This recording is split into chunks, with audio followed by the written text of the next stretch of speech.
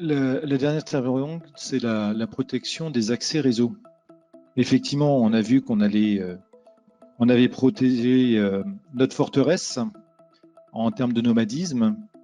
Maintenant, les flux qui sont au sein du réseau, auparavant, on identifiait simplement la capacité à se connecter sur le réseau, et derrière, on ne faisait pas grand-chose en termes d'analyse des flux et des droits d'accès applicatifs ou autres. Thierry, Christophe, quand on parle des accès réseau, donc on parle à niveau de flux, donc, et pour vous, est-ce que c'est important de sécuriser les flux? Oui, alors concrètement, quand on parle de flux, il faut voir qu'aujourd'hui, on a quand même des postures en cybersécurité. Et typiquement, il y a une posture qui dit ne fais confiance à rien ni à personne. On parle de quoi? Zero trust, c'est ça? Par exemple. Et alors, ça, les termes marketing, hein, le zero trust, ce type de choses, c'était des choses qui étaient pratiquées puis qui sont mises en forme progressivement par les cabinets d'évaluation des technologies, et donc sortent ces termes marketing. Mais depuis longtemps, on se préoccupe de cloisonner les réseaux. Hein, et en poussant cet élément à l'extrême, on pourrait presque dire chaque poste est dans son propre réseau. Alors, ce qui ne se pratique pas au quotidien, mais on pourrait imaginer cette chose. Et c'est un peu ce qui se passe quand on est en nomadisme et qu'on a un poste de travail en dehors du réseau de l'entreprise. Donc, pour protéger les flux réseau, on va pousser ces principes jusqu'à cloisonner le plus possible les réseaux et ensuite contrôler les flux, contrôler les éléments qui passent d'un réseau à l'autre. Hein, donc, on a tout un ensemble de technologies, mais qui existent depuis longtemps, puisque c'était quasiment une des premières solutions de sécurité quand est arrivé Internet. Hein, c'était la notion de firewall, donc qui permettait de cloisonner. Mais on a rajouté progressivement sur tous ces éléments des protections, des choses qui vont aller fouiller à l'intérieur des flux, qui vont aller regarder quel type d'applications sont utilisées. Est-ce que je fais du mail? Est-ce que je surfe sur Internet? Est-ce que j'échange des documents? Et donc, les protections progressivement vont traiter les flux à l'intérieur des flux. On ne se contente plus de cloisonner, de diriger ou de filtrer, d'interdire, mais on va aller chercher et fouiller ce qui peut se passer. Donc, sans rentrer dans les détails, on a tout un ensemble de solutions à notre disposition. Encore une fois, que ce soit au sein de l'entreprise, à l'intérieur de l'entreprise, dans les salles techniques, hein, donc data center ou les systèmes, enfin les solutions cloud, et qu'on met en situation de pouvoir traiter tous ces éléments de sécurité. Donc, encore une fois, on rajoute encore des choses, hein. On rajoute des besoins. On a vu dans la table ronde précédente que la protection du nomadisme, c'était encore une fois plein de petits sujets à traiter. Donc l'important, c'est encore une fois, c'est de comprendre ce qui se passe. Qu'est-ce qu'un flux mail? Qu'est-ce qu'un flux de surf sur Internet? Qu'est-ce que je peux attraper de malveillant en utilisant ces flux, et ensuite mettre en place les bonnes protections. Et encore une fois, c'est là où le savoir-faire est important, où le recul est important. Les technologies sont importantes aussi, hein, parce que c'est bien beau d'imaginer tout ce qui peut se passer, mais on a besoin des technologies derrière pour répondre. Et c'est à ce niveau-là qu'on doit effectivement combiner toutes ces technologies, tous ces sujets pour pouvoir répondre à une protection maximale. Donc Thierry, si je comprends bien, quand Julien de chez Wallach revient de chez un de mes clients en disant tu n'as plus uniquement qu'à sécuriser le périphérique de l'entreprise avec des firewalls, mais faire remonter les firewalls en cœur de réseau et filtrer tous les flux qui y passent, on est vraiment dans ce cadre-là, quoi. Oui, alors ça, c'est une des réponses, bien évidemment. Mais encore une fois, les firewalls ne vont traiter qu'une partie des flux. On a besoin d'aller chercher encore d'autres éléments, d'où les nouvelles technologies, notamment de filtrage applicatif, les technologies qui vont aussi traiter les flux mail, par exemple. Hein. L'anti-spam est une solution de traitement des flux mail. Christophe, un petit... Nous, sur la partie accès réseau, nous avons commencé par faire ce qu'on appelle une matrice des flux pour identifier quels étaient les flux applicatifs en se référant toujours à l'idée qu'un équipement ou un utilisateur doit accéder à ce dont il a besoin et uniquement à ce dont il a besoin. Et alors c'est vrai qu'une matrice de flux, généralement, c'est quelque chose de très chronophage, qui est fait en tout dernier, alors que c'est un élément essentiel justement pour traiter, pour identifier l'ensemble des flux. Heureusement, fort heureusement, les solutions évoluent, des solutions existent et typiquement, aujourd'hui, avec les solutions qui sont mises en place, on est capable d'identifier qu'une personne, par exemple, est un commercial et que ce commercial va devoir avoir accès à son CRM, alors que auparavant, un technicien, en tout cas une autre population que le commercial pouvait tenter d'y accéder avec un login et un mot de passe sur la page applicative du CRM. Là, typiquement, on va ouvrir simplement le bon flux pour la bonne personne sur le bon applicatif et ainsi traiter une partie justement des problématiques de vulnérabilité qu'il pourrait y avoir derrière le côté applicatif, quoi. Ok. Alors c'est bien, vous êtes mis dans l'ordre, c'est super pour nous. Alors c'est peut-être une question pour toi, Julien. Là, donc il y a des analyses qui ont été faites, Christophe nous en a parlé, Thierry nous en a parlé, mais je pense à nos auditeurs là qui sont en création, soit en création, soit en réflexion sur le réseau. Est-ce qu'il y a une méthode? Il y a une méthodologie aujourd'hui pour réfléchir à un réseau. Tu me parlais d'AD l'autre jour, tu me parlais de mots compliqués comme ça. Est-ce que, Alors, en quelques mots? Alors, pour rester du coup sur la partie de ce que disait tout à l'heure sur la matrice des flux, fonction des flux, tout ça. Alors, pour ceux qui ont le temps et qui ont les compétences en interne, il y a une très bonne doc de l'ANSSI sur comment faire une cartographie de son système d'information. Elle est très complète, elle est très bien. Et si on la suit, cette méthode, il n'y a pas de problème. Si on prend en vite fait, bien fait, là, en 5 minutes, en gros, il y a des questions clés qu'il faut se poser. Et il y en a une déjà, faut partir du macro et aller jusqu'au PC, on va dire. Donc quand je dis macro, c'est en toute mon entreprise. D'accord ? Une grande question, c'est ce que je maîtrise, ce que je ne peux pas maîtriser. Ce que je ne peux pas maîtriser, c'est par exemple, je pense que tout le monde voit ce que c'est, les badges body.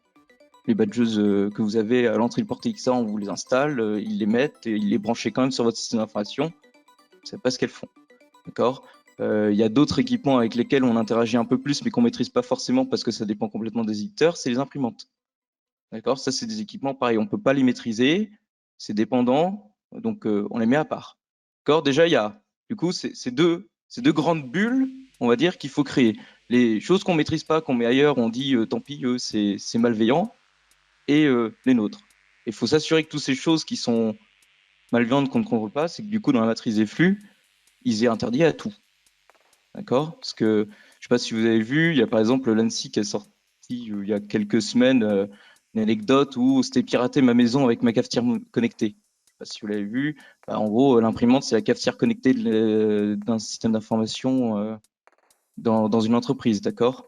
C'est facile à attaquer. Okay ? Donc, tous ces problèmes-là, on les règle facilement en disant vous avez accès à rien. Et de toute façon, ils ont besoin d'accéder à rien, donc il n'y a aucun impact. Et après, effectivement, il y a la question des multitudes de serveurs, des multitudes de services, des multitudes d'ordinateurs qu'a l'entreprise. Et là, des flux qui sont effectivement, parce que à moins que vous lanciez votre entreprise, les flux sont déjà là, ça fonctionne déjà. Le système d'information est ce qu'il est, et il va falloir appliquer cette matrice des flux au système qu'on a en présence et sans l'impacter.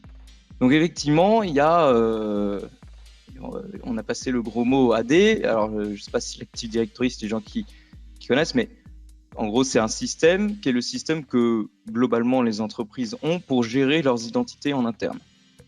La nouveauté, ça a été qu'on a relié cette gestion des identités au réseau. Alors nouveauté il y a 10-15 ans, mais nouveauté quand même, donc toutes ces identités au PC, et qu'est-ce que du coup a le droit la personne qui est allée sur cet ordinateur. Donc, on rend compte que l'ordinateur n'est plus qu'une coquille vide, entre guillemets, d'un point de vue d'accès. C'est la personne qui est accédée, qui s'est authentifiée. On parlait d'authentifier tout à l'heure, c'est cette authentification qui va me permettre de me donner accès au réseau que ce que j'ai besoin. D'accord ? Pourquoi on fait ça ? C'est parce que justement, comme disait Thierry, on considère que tous les équipements les terminaux, que ce soit mobile, ordinateur, tablette, peu importe ce que vous voulez, ils sont verrouillés. C'est un malware en tant que tel. D'accord ? C'est un virus et du coup, lui, c'est une source. Donc pour se défendre un maximum, c'est effectivement avoir la politique de on donne le moins possible. Donc sans authentification, en gros, on branche le PC, on n'a accès à rien, on est considéré comme une imprimante. On s'authentifie, on dit qui on est à notre système d'information, et du coup notre système d'information nous permet d'ouvrir des portes petit à petit en fonction de ce qui a été défini en amont par les équipes SI et implémenté sur les équipements. D'accord ? Merci beaucoup. Une évolution importante quand même, ça a été la mise en télétravail. Quand je suis au sein de l'entreprise, eh bien, j'ai accès à beaucoup de choses. Quelquefois, d'ailleurs, ce qui ne me concerne pas directement, mais j'y ai accès quand même. Et quand je me connecte à partir de la maison, c'est beaucoup plus cadré. Est-ce que, Benoît, il y a eu un changement, une amélioration de la sécurité des flux réseau, parce que là, on va être dans l'accès au bon outil pour la bonne personne. Est-ce que ça a été travaillé ? Il y a eu une accélération depuis la mise en télétravail des salariés ? Alors, quand on parle de télétravail, il faut comprendre que ça n'a pas été du jour au lendemain. Pour certains, 100%. En fait, quand on parle de télétravail, il y a le Covid, mais au-delà de ça, il y a effectivement un courant de fond qui s'installe. Et effectivement, on va avoir des personnes qui, au quotidien, au-delà du Covid, hors du Covid, c'est une nouvelle fonction de travailler qui s'est mise en place où on va avoir des salariés qui, maintenant, en dehors de la pandémie, vont travailler depuis chez eux. Et on a, dans ce cadre-là, des entreprises qui ont donc mis en place une transformation digitale, mais tout le monde n'a pas le même degré de maturité. C'est-à-dire qu'on va avoir des entreprises qui vont avoir des données qui se trouvent encore on-prem, des données qui se trouvent dans un cloud privé, des données dans un cloud public, des données qui sont situées en SaaS. Et il faut que je puisse permettre à mes utilisateurs d'accéder à ces données finalement où qu'elles se trouvent, où que se trouve l'utilisateur, et quel que soit le device de l'utilisateur, sachant que évidemment le PC de la maison, ça peut être effectivement aussi bien la tablette du gamin. Donc là, en fait, le château fort a explosé. Et la seule problématique, c'est comment j'accède à la donnée de manière sécurisée. Comment je fais en sorte que uniquement la bonne personne accède aux données auxquelles elle a droit et pas uniquement à tout. Et comment elle fait ça de manière agile. Parce que si jamais vous dites aux utilisateurs, il faut que ça soit, on en a parlé tout à l'heure, il faut que ça soit simple, facile, transparent. Sinon, les utilisateurs, les salariés ne l'utilisent pas. Si jamais vous dites à vos salariés qu'il faut ouvrir un VPN à chaque fois en fonction de là où se trouve la donnée, c'est difficile à mettre en place. C'est pas agile, c'est pas ce qu'on demande. Donc il faut des outils qui soient faciles, des outils modernes qui vont peut-être remplacer petit à petit le VPN et qui vont permettre de pouvoir gérer ces accès sécurisés. Mais si on va un petit peu plus loin, là on parle encore finalement, on parle de salariés auxquels on a relativement confiance finalement. On dirait qu'ils sont plutôt bienveillants et qu'ils veulent pas verrouiller notre entreprise. Mais la problématique, elle n'est pas on en a parlé, il faut partir du principe que potentiellement tous leurs devices sont potentiellement virusés et contiennent des malwares. Parce que ce ne sont pas des devices ce sont pas des actifs ou des PC ou des téléphones fournis par l'entreprise. Il n'y a pas forcément les mêmes règles et le fait qu'ils surfent chez eux à domicile leur a peut-être permis de récupérer des malwares. Et ce device qui a un virus, lorsqu'il va se connecter, même de manière sécurisée, à des données sensibles de l'entreprise, évidemment, c'est un vecteur, une porte d'entrée et de brèche de sécurité dramatique. Donc, il faut des outils qui, en même temps qu'elles vérifient que c'est continuellement la bonne personne qui a accès aux bonnes données, va vérifier que les devices en question, en permanence, sont bien à jour des derniers firmware, des dernières updates de sécurité. Voici aussi des choses qui sont importantes. Et là, on a parlé de salariés qui sont bienveillants. Mais demain, on peut imaginer que le château fort explose complètement, que la donnée qui est vraiment le cœur, l'actif le plus sensible, on va vouloir, pour gagner en agilité, pour être encore plus compétitif, on va confier ces données à des personnes qu'on ne connaît pas.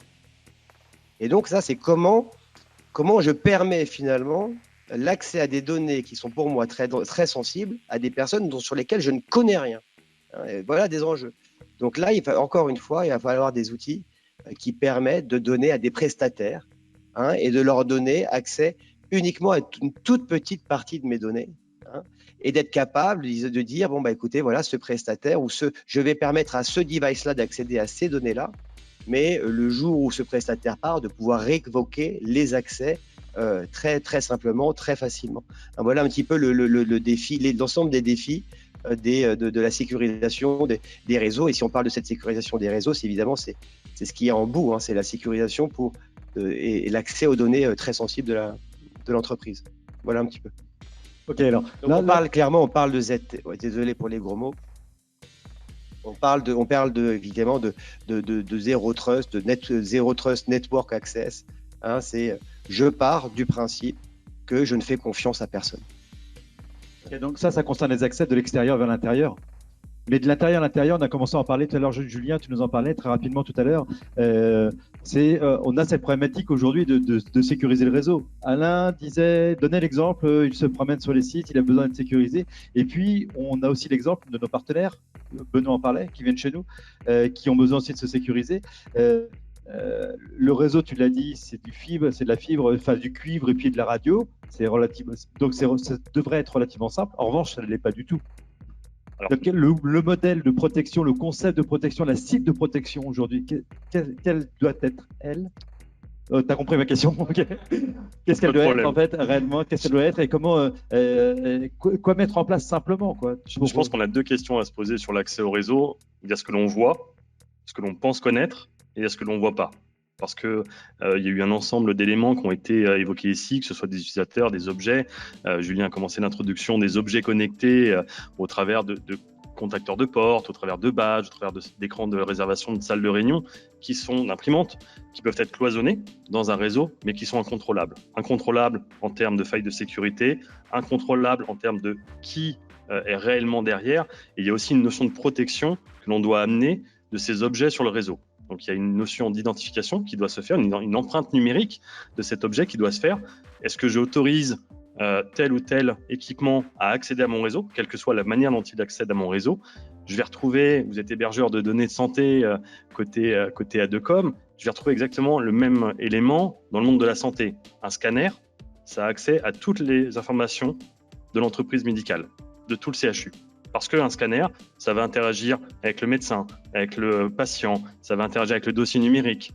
Ça, je ne peux pas le contrôler. Je ne peux pas lui fermer ou je ne peux pas lui donner un accès restreint. Mais un scanner, je ne peux pas le mettre à jour. Parce qu'un scanner, c'est des millions d'euros. C'est utilisé en permanence.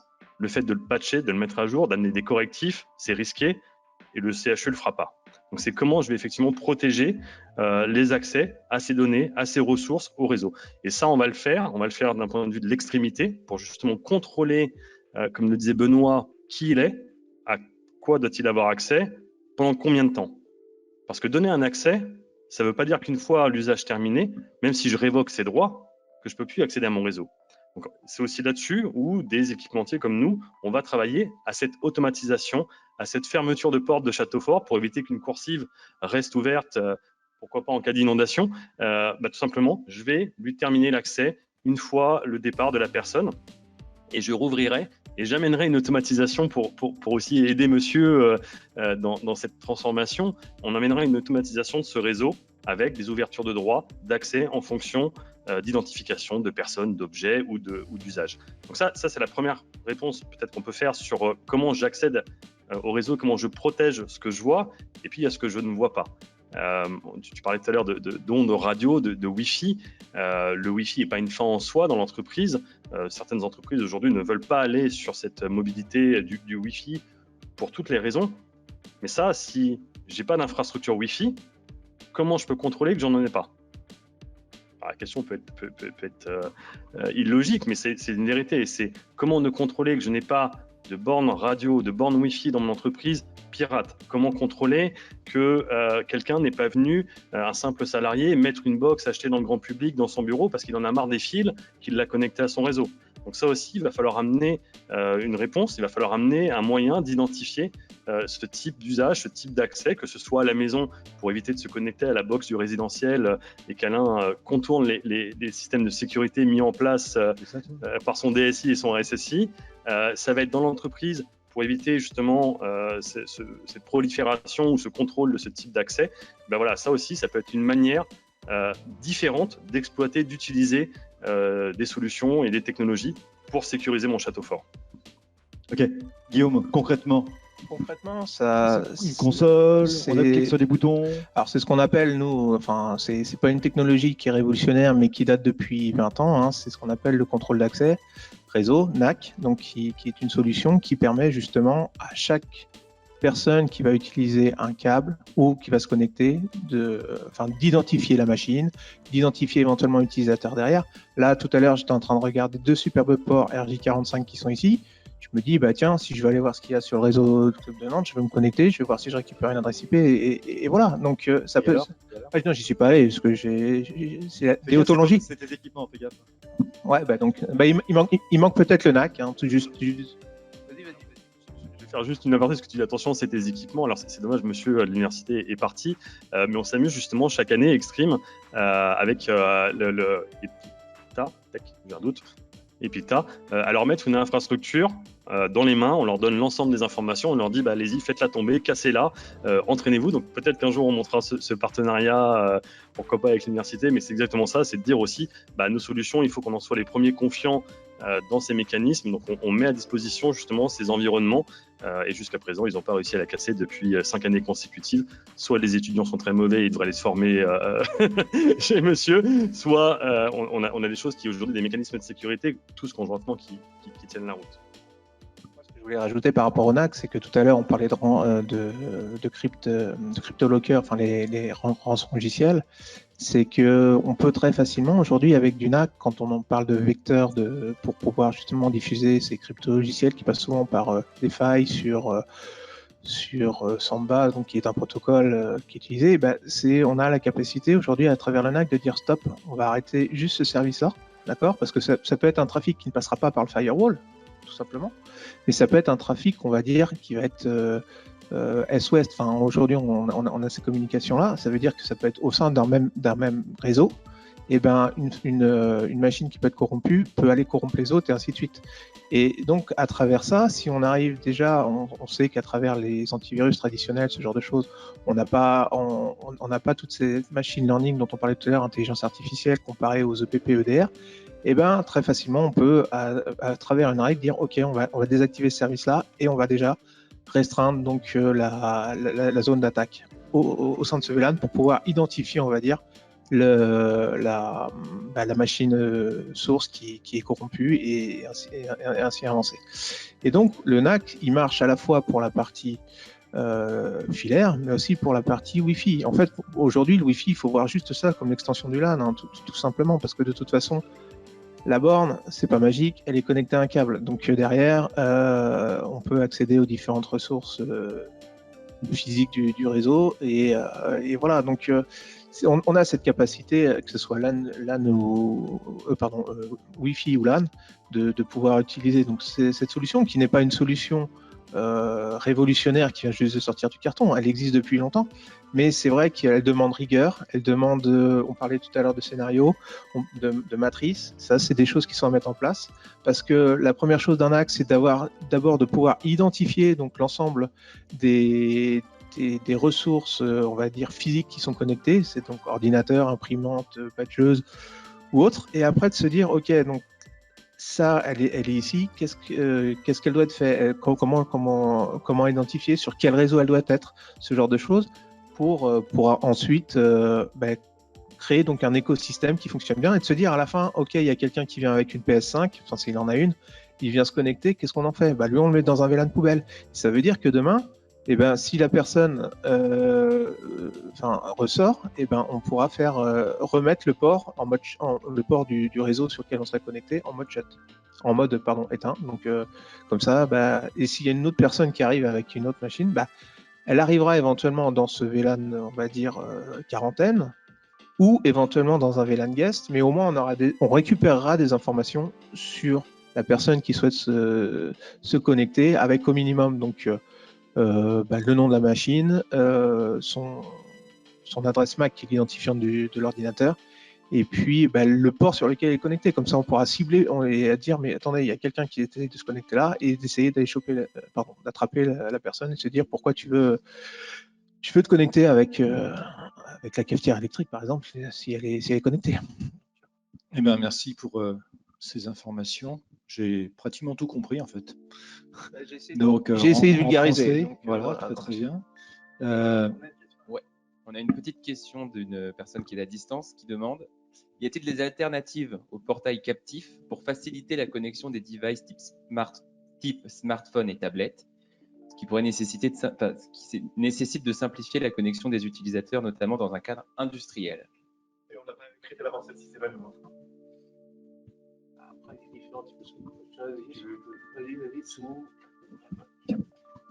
Alors déjà, il y a une question là, c'est pour des gens, c'est le portail captif pour des invités ou c'est pour en interne? Parce que du coup, ouais, pour les collaborateurs. Alors, du coup, pour les collaborateurs, comme disait Guillaume, excuse-moi. Guillaume, comment? Ouais, en interne. Donc, effectivement, comme disait Guillaume tout à l'heure, la fameuse solution dont il parlait, donc NAC, c'est pour Network Access Control, parce que c'est vrai que du coup, je ne sais pas si elle maîtrise, mais je ne sais pas non plus la taille de l'entreprise de la personne qui pose la question, mais normalement, j'imagine que cette personne, elle a un Active Directory.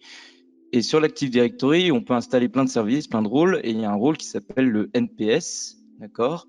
Et ce rôle NPS permet de faire de l'authentification sur le Wi-Fi et le câble grâce au compte qu'ils mettent au niveau de l'ordinateur quand ils se connectent au tout début. Et ça permet d'authentifier du coup automatiquement les salariés sur la bande Wi-Fi ou le câble. Voilà. Et ça, normalement, toutes les bandes Wi-Fi aujourd'hui ont cette capacité de discuter avec cet équipement, voilà, parce que c'est une norme. C'est ça qui est bien avec le réseau, c'est que c'est que des normes, et donc si on respecte pas la norme, ça ne marche juste pas. Donc tout le monde est à peu près interopérable avec tout le monde. Donc, Léandre, est-ce que tu veux bien dire à cette personne qu'on va prendre rendez-vous à venir lui expliquer? Hein? Il nous écoute, oui, c'est ça. On arrive, monsieur, on arrive. Merci beaucoup. Est-ce qu'il y a d'autres questions avant de conclure cette dernière table ronde? Non, très bien. Eh bien, on a commencé à en parler tout à l'heure en conclusion de cette table ronde. Donc, on a retrouvé la vidéo de présentation de notre boss ce matin. Donc, on va vous la passer à la fin. Hein, pour une fois, on va échanger dessert et entrée. Mais en conclusion, ce qu'on voulait, c'était, Tifel en a un petit peu parlé tout à l'heure, c'était les interactions de la région et c'était l'implication de la région dans la cybersécurité. Donc, Tifel a effleuré le sujet très rapidement tout à l'heure. Vous l'avez compris, la région Bretagne est très présente dans le monde de la cyber, que ce soit en Bretagne, bien sûr, en France et aussi en Europe. Et Stephen, je le rappelle, aujourd'hui assure la coordination, assure la coordination de l'écosystème et de la dynamique bretonne avec la dynamique française au niveau national, oui, puis au niveau européen. Oui.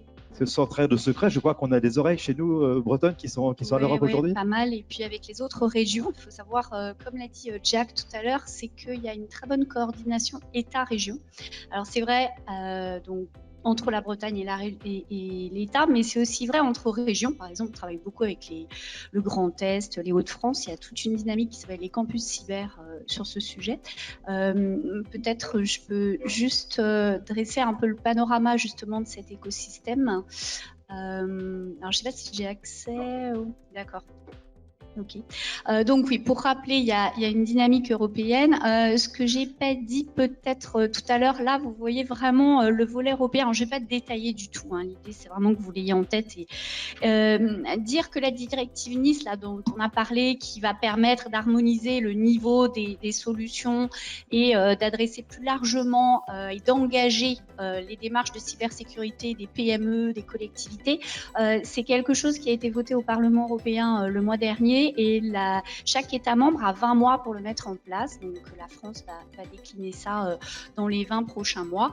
Je passe sur le DSA et DMA, mais c'est vraiment la mise en place, comme on le disait, d'une culture européenne de la cyber.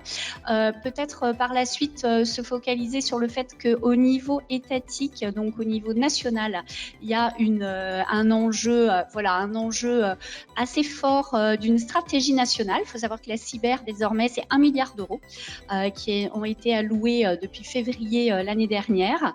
Et il y a des partis pris dans ces enjeux avec pas mal d'acteurs. Donc on voit bien évidemment le rôle très important de l'Agence nationale de la sécurité des systèmes d'information, qui était jusqu'à présent un peu le gendarme, qui reste toujours le gendarme, mais qui a beaucoup changé son rôle depuis quelques années pour amener de la pédagogie sur ces enjeux de cyber, un volet militaire assez fort et puis pas mal de clusters et de représentants. Donc 1 milliard d'euros, je le disais, des partis pris, c'est de former plus, c'est de diffuser les enjeux de la cybersécurité dans l'ensemble des activités économiques du territoire. Donc ça veut dire en particulier en Bretagne, nous on a fait un focus sur la priorité aux PME, à l'industrie agroalimentaire, la filière agricole, les enjeux énergétiques et la santé.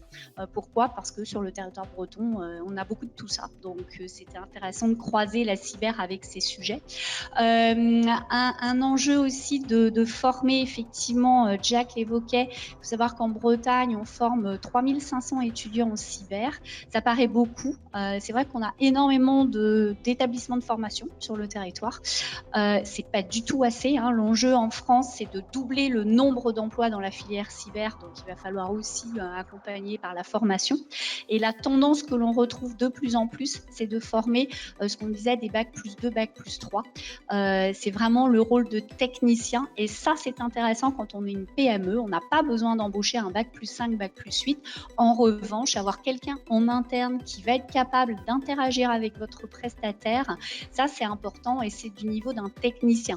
Donc déployer vraiment les formations de techniciens en cybersécurité, c'est un des gros enjeux, que ce soit en formation initiale ou formation continue. Et on est en train de travailler à élargir ce vivier, donc pas mal de sujets sur la reconversion également, ou doter des formations en informatique de modules de cybersécurité pour pouvoir justement renforcer un petit peu cette culture. Comme j'ai pas à la main, voilà, donc ça c'est pour montrer le territoire breton. On l'a dit, on essaye de pas être que rennais. D'ailleurs, je suis vraiment ravie d'être ici aujourd'hui parce que Lorient est un bassin avec l'université en particulier. Il y a des acteurs de cybersécurité sur le territoire. Les grandes villes de cybersécurité en Bretagne, c'est Rennes évidemment, mais c'est Brest, c'est Vannes, c'est Lorient et c'est Lannion.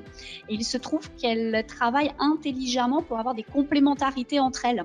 Donc l'idée, c'est pas de jouer la concurrence des villes et des régions d'ailleurs, mais globalement, pour donner un schéma, quand on parle des enjeux des collectivités, on est plutôt à Vannes et à Lorient. Quand on parle de la maritimité, donc tous ceux qui travaillent sur le secteur maritime, que ce soit marine marchande ou marine militaire et sur le port, c'est plutôt des sujets traités à Brest.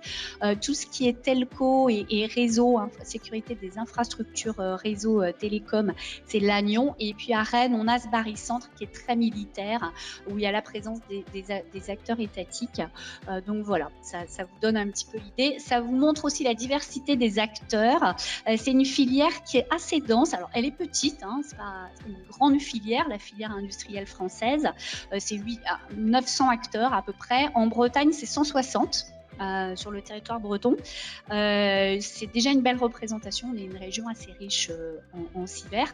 La présence de très grands, évidemment, les Atos, les Thales, les Airbus, les Orange, ça c'est classique. Beaucoup de TPE, PME surtout. 80%, c'est une filière où il y a énormément de TPE, PME. Ce qui est intéressant quand on est une PME, parce que ça veut dire qu'on trouve des personnes qui ont des problématiques équivalentes pour dialoguer. Pour un chef d'entreprise de PME, c'est peut-être plus facile de dialoguer avec un chef d'entreprise d'une PME comme Wallach, par exemple, qu'avec un consultant de Wavestone ou de Thales, quoi. Donc ça, c'est aussi la richesse de cette filière-là. Donc, il y a une feuille de route, juste pour vous le dire, c'est-à-dire il y a une volonté politique sur la cyber et de la développer. Donc, de développer la filière industrielle, de développer les acteurs de proximité pour vous accompagner. Ce qui est remarquable dans cette feuille de route, c'est qu'elle a été votée à l'unanimité. Donc, en ces temps qui courent, c'était pas gagné. Donc, on a de la chance. C'est la seule feuille de route au Conseil régional qui a été votée à l'unanimité, donc c'est plutôt bien. Et ce qui occupe en ce moment le territoire, c'est la mise en place d'une notion qu'on appelle le campus cyber. Vous en avez peut-être entendu parler au niveau national, parce que celui qui pilote cette opération au niveau national, c'est Michel Vandenberg, qui est l'ancien président d'Orange Cyberdéfense. Donc, il y a une grande tour à la Défense pour héberger et fédérer l'écosystème national. Mais en fait, en Bretagne, on a choisi d'avoir un campus cyber territorial, donc en région. Nous allons déployer cette notion de campus. Elle va regrouper quoi? Elle va permettre de fédérer la filière et surtout que ce soit un lieu, que ce soit un endroit où vous, en tant que utilisateurs, vous puissiez trouver de la ressource, trouver des formations, trouver justement les interlocuteurs de la filière cyber pour vous accompagner. Donc, il y a un annuaire en ligne qui permet de référencer l'ensemble des acteurs du territoire. Donc là, je vous ai mis les adresses. On fonctionne sur un référentiel qui est le référentiel NIST. En fait, on n'a rien inventé, mais comme il est international et même l'Europe, c'est basé sur le référentiel NIST. Alors, le référentiel NIST, pour simplifier, en fait, c'est le premier niveau, il se base sur l'incident de sécurité. Donc, identifier ce que vous avez à protéger, détecter que vous êtes victime d'une attaque, développer des solutions de protection. Enfin, voilà, ça se décompose. Oui, voilà, c'est ça, je vous l'ai mis là. Bon, y a l'adresse, on peut passer, enfin, je fais assez vite. Une caractéristique du territoire, c'est d'avoir beaucoup de solutions de protection et de détection, d'identification et de protection. On travaille vraiment en amont, donc vous allez trouver en proximité des acteurs en capacité à vous accompagner sur ces premières briques de la démarche cybersécurité, plus que sur les enjeux de réaction, par exemple, qui sont des choses un petit peu moins développées sur le territoire, mais aussi à moins développées nationalement. On n'a pas la culture de l'Estonie, on a plutôt une culture jusqu'à présent qui était plutôt défensive, même si en ce moment il y a la mise en place d'actions un petit peu plus offensives et de discours un peu plus offensifs de la part de l'Europe sur ces sujets-là. Je passe, mais sachez qu'effectivement, il y a pas mal de dispositifs. Et en fait, c'était juste un clin d'œil par rapport à justement tout ce qu'on s'est dit, de bien rappeler les enjeux de la cybersécurité, pourquoi on a besoin de mettre en place une démarche de cybersécurité. D'abord, c'est parce qu'il y a des risques, en fait. Ils ont été énoncés et illustrés tout au long de la matinée. Donc, il y a des obligations réglementaires pour certains, mais il y a surtout des risques, en fait. Donc, pour garantir un bon fonctionnement de vos activités économiques, bien évidemment, c'est pas le cœur de vos sujets, la cyber.